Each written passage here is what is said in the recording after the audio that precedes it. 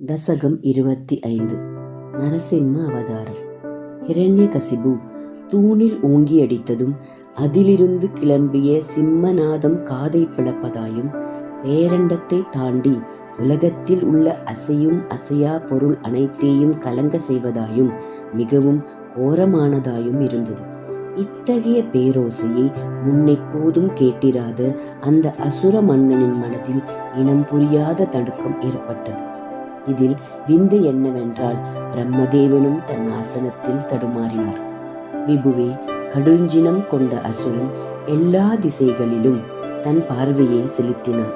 அப்பொழுது தூணினின்று உன் திருமேனி வெளிப்பட்டது. அது விலங்கின் வடிவிலும் இல்லை, மனிதனின் வடிவிலும் இல்லை. அந்த அசுரன் இது என்ன, அச்சமும் வியப்பும் கொடுக்கக்கூடிய வகையில் உள்ளதே என்று மனம் குழம்பி நின்றான்.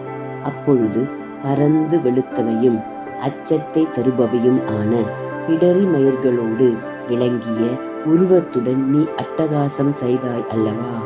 உருக்கின பொன்னை போல் சுழன்று கொண்டிருந்த உன் கண்கள் மிகுந்த அச்சத்தை தந்தன. அசைந்த பிடரி மயிர்கள் ஆகாயத்தையே மறைத்தன.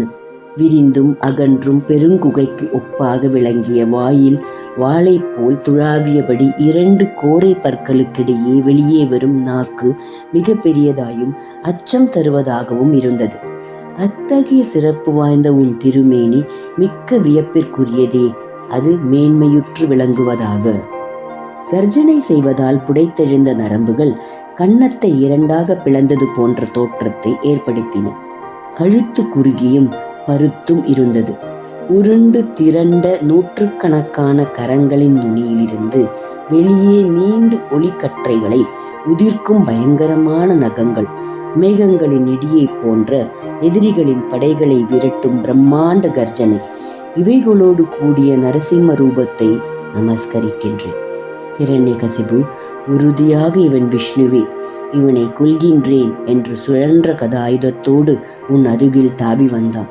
நீ அவனை உன் பருத்த 2 கைகளாலும் பிடித்து கொண்டாய்.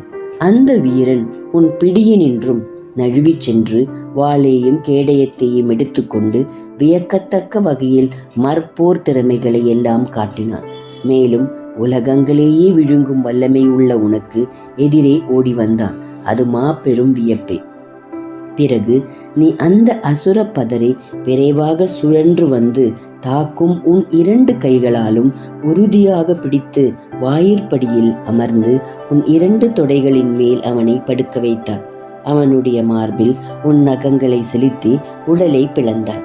அப்பொழுது அவனுடைய வயிற்று நின்றும் மிக விரைவாக பெருகி வந்த இரத்தப் பெருக்கை மிக்க மகிழ்ச்சியோடு பலமுறை பருகியபடி உலகங்களை எல்லாம் அழிப்பது போல் பெருமுழக்கங்களை எழுப்பினார். இரத்தப் பெருக்கினால் நனைந்த உயர்ந்த திருமேனியுடைய நீ உயிரை இழந்த அந்த அசுரனின் உடலை விட்டெறிந்தார். பின் மிக விரைவாக தாவி குதித்து எல்லா அசுரர்களின் கூட்டங்களையும் உண்ணத் தொடங்கினார். அப்பொழுது நிலம் சுழன்றது, கடல்கள் கலங்கின, மலை கூட்டங்கள் நிறை குலைந்தன, விண்மீன்கள் சிதறின. அப்படியாக அசையும் அசையா பொருள்கள் ஆகியவற்றின் உருவமான உலகங்கள் நிலை தடுமாற்றம் அடைந்ததல்லவா? அப்பொழுது உன் திருமேனி மாமிசத்தாலும் கொழுப்பாலும் பூசப்பெற்று அச்சத்தை கொடுத்தது. உடலில் ஹிரண்யகசிபுவின் உடலை மாலையாக கொண்டு சபா மண்டபத்தின் நடுவில் எவராலும் தடுக்க முடியாத அளவு அட்டகாசம் செய்யும் உன்னை நெருங்குவதற்கு இவ்வுலகில் எவருக்கும் ஆற்றல் இல்லை. சிவன், பிரம்மதேவன், இந்திரன் முதலியவர் அஞ்சி மிக தொலைவிலேயே நின்று கொண்டு தனித்தனியே உன்னை துதித்தனர். அப்பொழுதும் உன் சினம் குறையாமல் இருந்ததால் பிரம்மதேவனின் கட்டளைப்படி சிறுவனான பிரகலாதன் அஞ்சாமல் உன் அருகில் வந்து திருவடிகளை வணங்கினான். நீ அவனுடைய தலையில் கையமர்த்தி அருள் புரிந்தாய். அதன் பின் அவன் உன்னை பல தோத்திரங்களால் துதித்தான். அவன் வரங்களில் பற்று இல்லாதவனாக இருந்த போதிலும் அவனுக்கு பக்தியில் பிறழா வரத்தையும் உலகத்திற்கு அருளையும் புரிந்தாய்.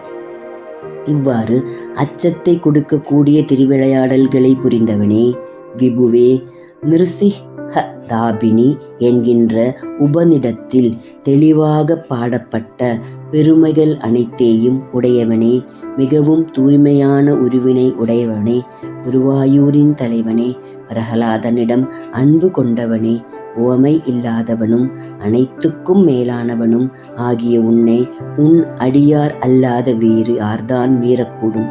அத்தகைய நீயே என்னை எல்லா நோய்களினின்றும் காத்தருள வேண்டும். ஹரே ராமா ராம ராமா ஹரே ஹரே, ஹரே கிருஷ்ணா கிருஷ்ண கிருஷ்ணா ஹரே ஹரே, நாராயண நாராயண நாராயண